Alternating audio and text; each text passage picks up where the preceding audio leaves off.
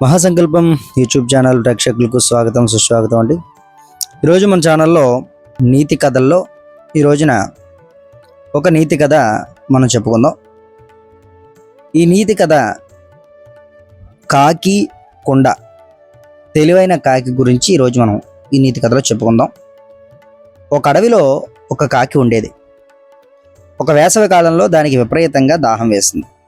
అయితే నీటి కోసం అది అడవంతా వెతికింది. చాలాసేపటి తర్వాత దానికి ఒక తోటలో ఒక కొండ కనబడింది. దాన్ని చూసినటువంటి కాకి చాలా సంతోషంగా కొండ దగ్గరికి వెళ్ళింది.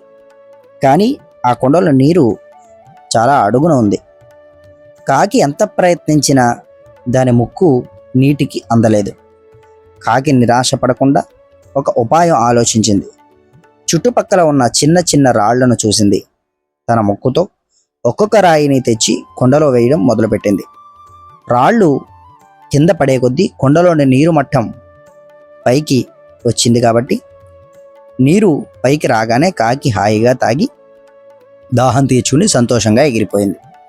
ఈ కథలోని నీతి, ఉపాయంతో అపాయాన్ని దాటవచ్చు, లేదా కృషి ఉంటే సాధించలేనిది ఏదీ లేదు అని ఈ కథలోని నీతిగా భావించాలి.